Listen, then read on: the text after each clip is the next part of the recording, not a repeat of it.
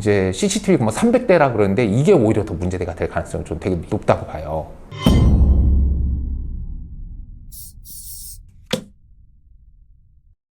네, 나름 2회 만에 변호사들이 하는 유튜브계에서 선풍을 일으키고 있는 법무법인 호암 신민영 변호사입니다.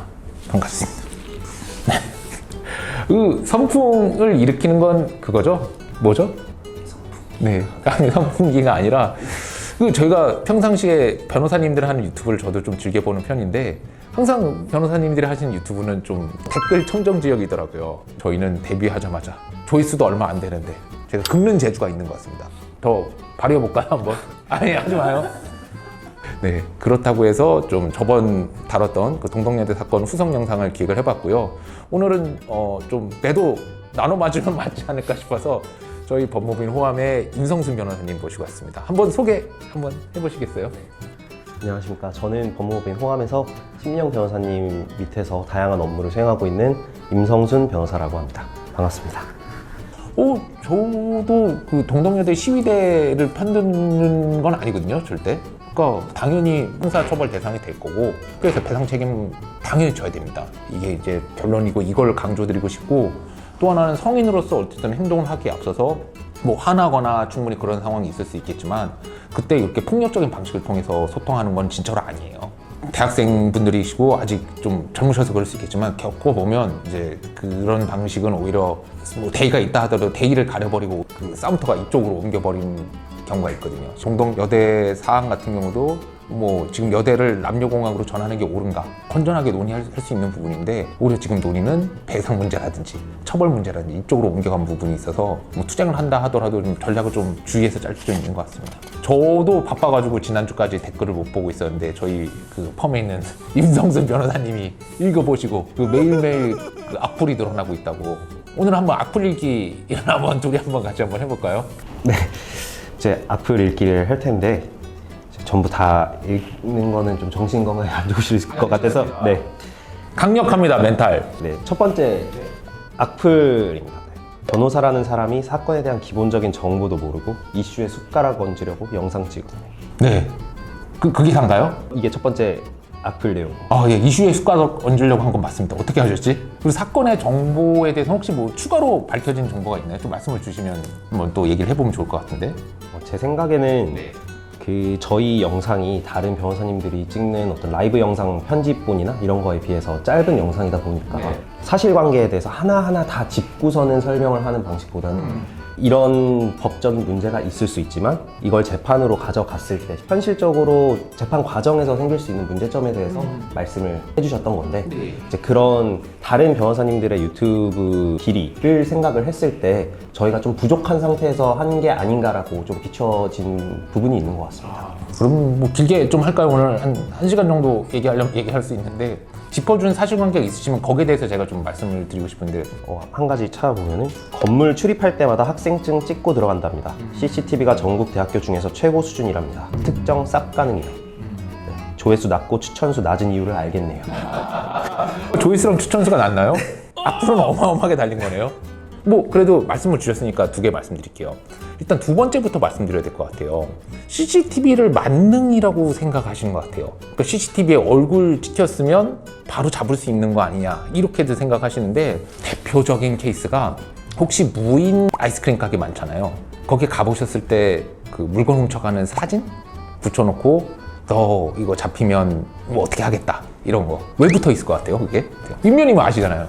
사실상 이제 특정하기가 힘든 거니까 그러니까 CCTV를 보고 얼굴을 특정하는 것과 그 사람이 누군지에 대해서 신원을 확보를 하는 문제는 또 다른 문제이기 때문에 맞습니다. 네, 그런 부분에서 문제점이 있다는 부분이 충분히 설명이 조금 부족했던 것 같습니다. 그러니까 CCTV에 얼굴이 찍히긴 하죠. 근데 소송이나 신고를 제기하려면 그 사람의 얼굴이 찍힌 것만으로는 부족하고 이름이라든지 아니면 뭐 주민번호라든지 아니면 뭐 전화번호라든지 뭐 인적사항이 더 나와야 되는데 CCTV만 갖고 뭔가를 제기하려고 그러면 쉽지가 않습니다. 그래서 그 무인 아이스크림 가게에 CCTV 붙여놓고 그렇게 하는 것도 아마 주인이 고소가 가능하고 신고가 가능했으면 진행했을 거예요. 근데 쉽지 않기 때문에 그런 방법을 택한 거고 또 하나 이제 CCTV가 뭐 300대라 그러는데 이게 오히려 더 문제가 될 가능성이 좀 되게 높다고 봐요.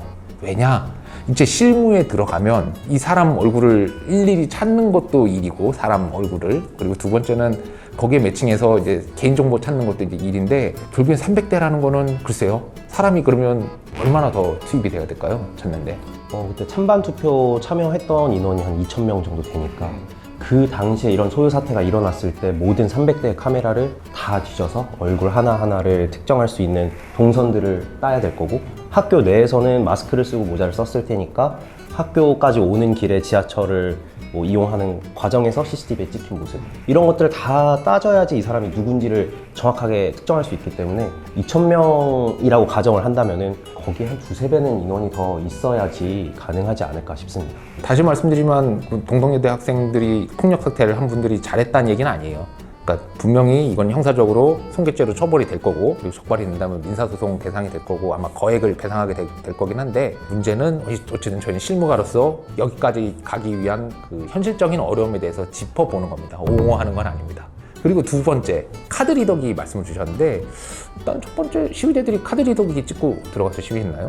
그거 좀 밝혀진 거 있나요? 그거는 잘 모르겠습니다. 바깥에서 외부 교정을 망가뜨린 게 굉장히 많았기 때문에 또 바깥에서만 라카치를 하고 뭐 부수는 행위들을 한 사람이 있다면 이 사람들은 또 카드 리더기를 찍을 일이 없었기 때문에 그 부분 또 특정하는 게 또 어려운 부분이 있지 않을까. 두 번째는 또 하나는 카드 리더기에 설령 찍힌 게 있다 하더라도 계속 말씀드리는 개인정보보호법에서 그 수집한 정보를 목적으로 사용하는 거를 엄밀하게 금지하고 있어요. 소송용으로 사용하겠다는 목적이 있었을까 없었을까 따져봐야 된다고 생각하거든요. 만약에 그런 수집 목적에 그런 목적이 없었다라고 한다면 이거는 조금 어려움이 있지 않을까 싶습니다. 만약에 그리고 있었다 그러면 말씀하신 대로 카드 리더기 있었고 출입 기록이 있었다면 이걸 바탕으로 해서 사람을 특정하고 그리고 소송 같은 걸 제기할 수 있었을 거라고 봅니다.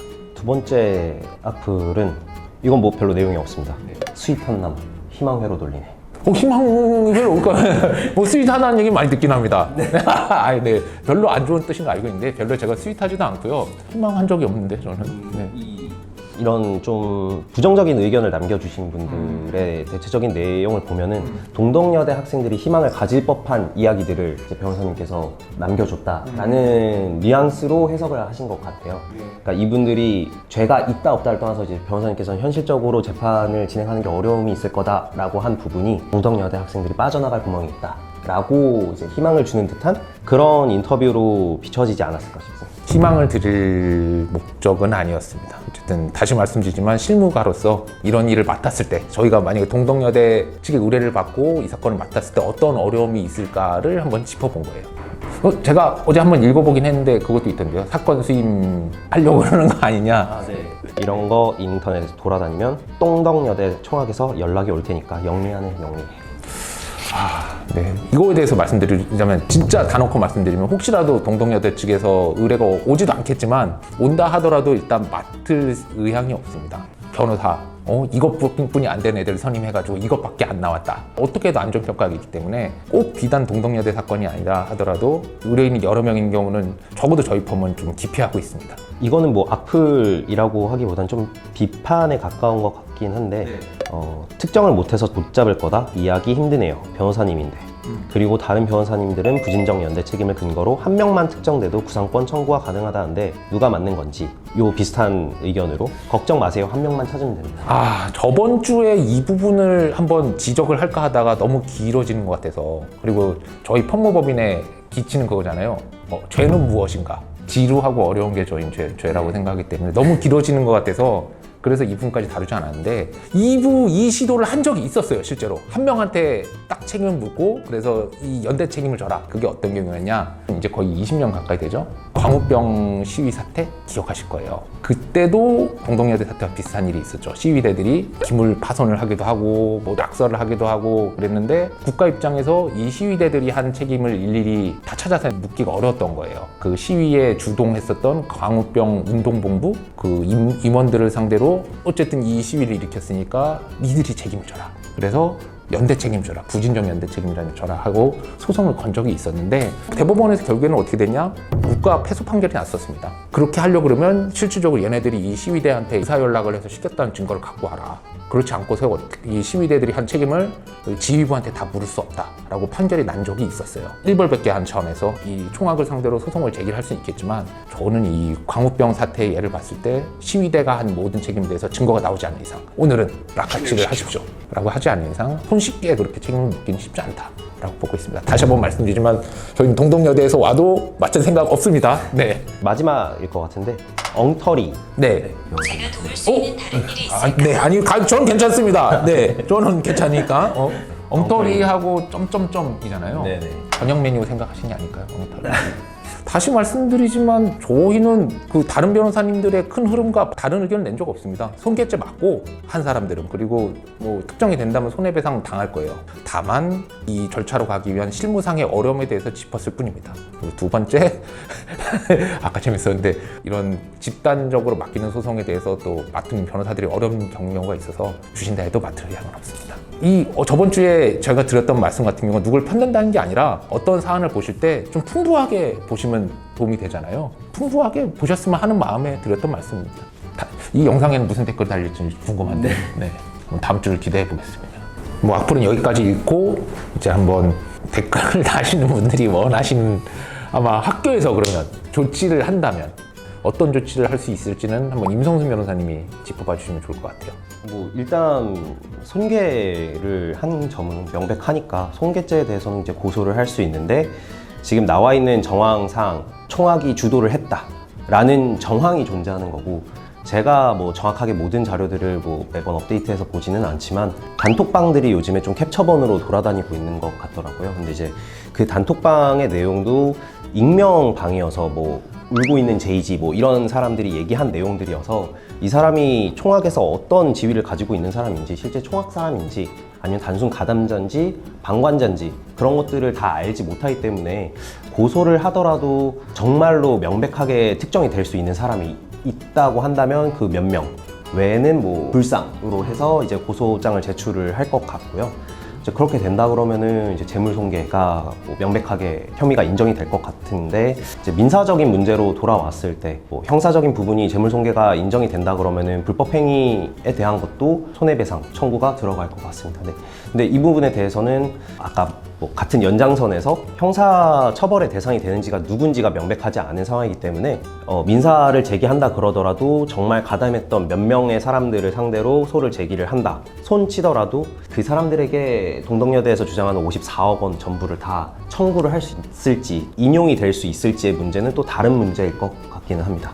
왠지 새로운 악플이 달릴 것 같은 좀 강하게 말씀하셔야 되는 거 아닌 생각. 네. 근데 명백하게 잘못한 부분이기 때문에 뭐 실제 손해가 나중에 뭐 법원에서 어떻게 인정이 될지는 모르지만 54억 원이 정확하다라고 한다 그러면은 법리적으로는 54억 원에 대해서 연대 책임을 모두 묻는 게 정확한 거고 재물손괴죄에 대해서도 모두가 다 책임을 져야 되는 건 분명한 사실인 건 맞습니다. 다만 이게 재판으로 갔을 때 조금 현실적으로 늘어지거나 어려운 부분들이 있지 않을까 이런 생각은 저도 조금은 들기는 하고요. 그러고 지금 학생 측하고 학교 측에서 어느 정도 양보를 해서 일단은 뭐 시위하는 거를 중단하고 있는 상태인 것 같은데 점거는 아직 이루어지고 있는 걸로 알고 있어서 명도단행 가처분 신청을 이제 할 예정이라고 알고 있거든요. 그 부분에 대해서 명도단행 가처분이 이루어졌을 때 학생들이 점거를 풀게끔 재판부가 판결을 내려주는 거에 따라서 또 상황이 바뀔 수 있을 것 같습니다. 의견은 또 어떠신지? 저는 악플의 멘탈이 네. 악플 달리는 거 보고 이번엔 제가 네, 뵙겠습니다. 네, 리플 달리는 거 보고 말씀드리겠습니다.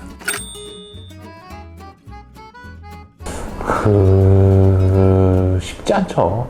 가담하지도 않고 그랬는데 소송이 들어오면 그것도 문제이기 때문에 그 1980명, 뭐 2000명 가까이 되는 인원 중에 진짜로 적극적으로 선동한 사람이 분명히 있을 거고 선동만 하고 본인은 뭐 라카치를 안 한다든지 같이 동요가 돼가지고 투표할 때 손도 들고 했지만 뭔가 실제 행동을 옮기지 않은 사람이 있을 수 있고 이랬을 때는 또 그런 과실 비율이 또 달라질 수 있고 죄의 무게가 또 달라질 수 있는 부분이 있어서 다 같이 뭐 넣을 수는 있겠지만 그 부분에 있어서 이제 판단은 또 달리 평가될 수 있는 것 같습니다. 이 소송에서 제일 중요하고 힘든 것 중에 하나가 인과관계를 입증하는 거예요. 내가 무슨 일을 당했을 때 이게 어떤 행동이 원인이다 라는 걸 입증하는 건데 그냥 회사에서 속으로는 얘 어떤 학교 출신이야 그래서 그것 때문에 배제했을 수는 있겠지만 이걸 뭐 겉으로 공표할 것도 아니고 응시자가 이걸 알 수 있는 방법도 없기 때문에 그 인과관계, 이 시위 때문에 내가 취업이 안 됐다 이걸 입증하기가 쉽지가 않아서 실질적으로 소송은 힘들 거라고 보고 있습니다. 자꾸 힘들다는 얘기만 하고 있는데 다시 말씀드리면 소송 실무에 들어가면 이 법리적으로만 돌아가지는 않습니다. 맞죠? 네. 네.